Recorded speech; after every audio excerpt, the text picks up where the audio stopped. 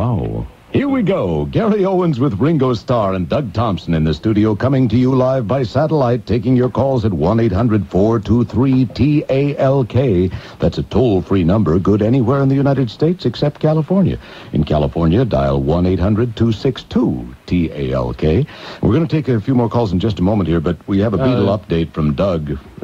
Well, the girl who asked about the apple was Jean Mann, who is a Jean Mann did the apple. Designer, yes, and one more mistake. I said in 79 instead of 69. These people just love to whip me. And actually, the Cher record was called "I Love You, Ringo." It wasn't "I Want a Beatle for Christmas." That was Jimmy Osmond. So there we are. We're all clarified. Well, thank you, Doug. And Ringo, we're all set. Jimmy Osmond must have been a fetus when he did it. Let's go to Chicago, Illinois right now. Jeff is standing by. Jeff? Yeah, Ringo. Yeah, hi, Jeff. First of all, I think you're magnificent. Yeah, good. And I was wondering what bands you looked up to when you first started, and what bands you look up to now.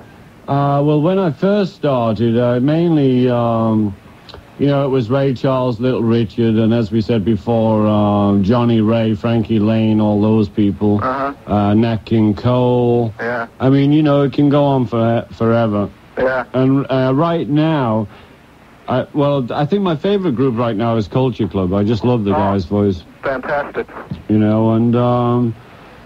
I still like Clapton and Bob Dylan and, all our old pals. But there's very little of the new stuff that excites me too much. There's one good girl band who I'm going to get into trouble because they're either called Girls School or School Girls. Girls School. Girls School, very good. Have you ever met Boy George? No. No, or his brother. Yeah. Right. All right, Jeff, thank you. Thanks for calling. Also, there's a fabulous group out of Australia called Mental as Anything. They're a good band. I have that album. There you go. Okay, we're going to sneak off to another call right now. Thank you for calling, Jeff, from Chicago. We're going to switch controls to Muskegon, Michigan. We've had a lot of active phone calls from Michigan here this afternoon. Let's see. Let's zoom over to Greg, who's standing by. All right, Greg. Hi. Hi, Greg. How are you doing, Ringo? Well, just doing real fine, thank you very much. Great, glad to hear it. My question is, did the four of you ever get together at one time, formally or informally, after the breakup for social or business reasons? And if so, how many times, and were there any photos which captured the moment? After the breakup, the main times we got together was when we were sitting in a room with 27 lawyers and accountants. And we did that for a couple of times and then gave it up. Mm-hmm. But socially, the four of us never really went, to dinner or visited. We visit, visit Paul, or George will visit me, or, someone will visit John at that time. But the four of us never really got together and, reminisce. I think the most was the... Ringo? Yeah. I'm sorry. Yes. No, there was the one time that the three of you did play Eric Clapton's wedding. Yeah, but that's not the four. No, that's not the four, but that was the closest that came. All right, Greg was just saying thank you. It was nice talking to you, Ringo. Nice talking to you too, Greg. Goodbye now. Bye-bye. Okay, bye-bye. Bye-bye. Now let's go to Cincinnati. We're trying to squeeze in as many phone calls. We only have about 6 minutes, maybe 5 minutes left. So let's switch controls to Cincinnati. Laurie is there. Laurie? Hello? Hello, Laurie?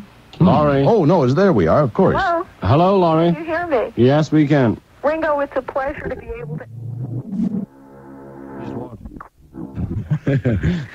Yes, well, what is your question, Laurie? My first question is, did the Beatles always regard their music as serious artistic pursuit rather than solely as commercially saleable material?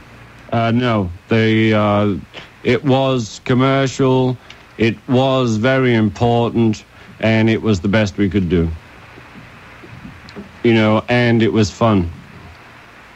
Any other question, Laurie? Yes, my other question is, what piece of music do you regard as the Beatles' most beautiful and musically superior? Well, there's too many. I mean, there's favorite tracks of mine. And, if you want to go to Yesterday, which was the most covered record, and it is a beautiful track, it isn't, one of my all-time faves. I like other tracks, and we could spend a day here going through the albums and picking tracks. And I like I Am the Walrus, Rain... Piggies, there's so many. I mean, we could go on forever, and I like them for different reasons. Was Paul the Walrus No, you're the walrus. I'm the walrus. Yeah. I really am, right? That's right. Just the way I'm dressed. Oh, maybe that suits. Yes, okay. Laurie, thank you from Cincinnati. Bye-bye, dear. Hi, Laurie. I hope I answered your question, but it's very hard. Good night. That's right. It's nighttime in Cincinnati. We're here on the West Coast in Hollywood right now. Let's switch controls to Dover, New Hampshire. Jim is standing by, and a very interesting question from him. Jim? Hi, Ringo. We hear you on WTSN radio in Dover. Yeah. And we love it out there. My question is, what effect did Brian Epstein's death have on the Beatles, not only as a group, but now what are you going to do after his death, your future as a group? How do you feel his death affected the group as a group? Well, it was a long time ago, and when Brian died, we were all upset, and we all felt a bit lost. And because of it didn't really interfere with the music. It emotionally interfered with our heads, but, we still went in and made records, but then we realized that we had to, get the company together and work a lot harder, because Brian was so great that all we had to do was make music, and he looked after everything else.